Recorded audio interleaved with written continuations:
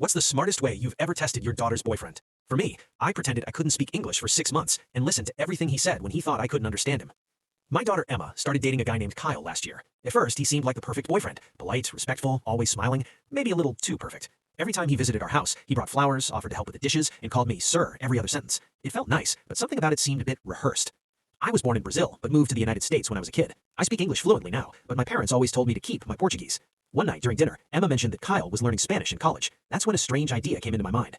The next time he came over, I pretended that I barely spoke English. I mostly smiled, nodded, and spoke Portuguese while Emma translated for me. I even told him I had a health issue years ago that affected my speech. Emma thought the idea was ridiculous at first, but after I explained my reasoning, she agreed to play along. For the first few weeks, Kyle behaved exactly the same. He was patient and respectful, even with the language barrier. He downloaded a translation app so he could communicate better with me. But after a couple of months, small cracks began to appear. Whenever Emma left the room, Kyle would quietly complain to himself. "This food is terrible. How long is this dinner gonna last?"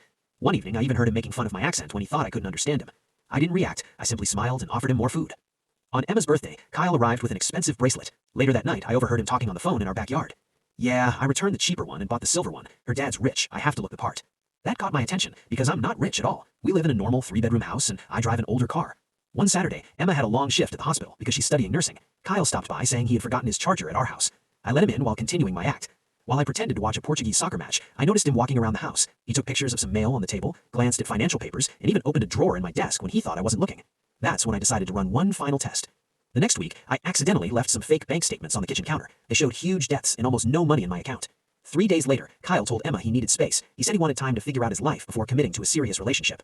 Emma was heartbroken, but also suspicious. When she asked about my strange experiment, I told her everything I had heard. Then we waited.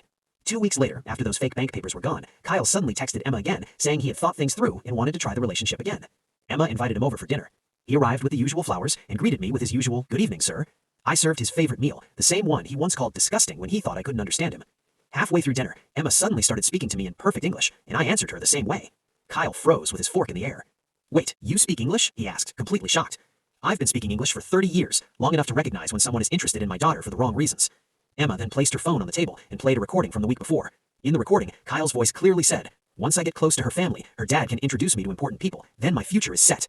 The color drained from his face. He tried to deny everything, but Emma also showed him messages he had sent to his friends about her rich family. Kyle grabbed his phone and stormed out of the house. Emma cried that night, but the next morning she told me something that made me proud of her. "6 months of pain is better than years with the wrong person," she said. These days, Kyle is dating the daughter of a wealthy car dealer. Emma, on the other hand, met someone at nursing school, a simple guy who brings homemade cookies instead of expensive gifts, and talks to me with the same respect whether Emma is in the room or not. And as a father, that tells me everything I need to know.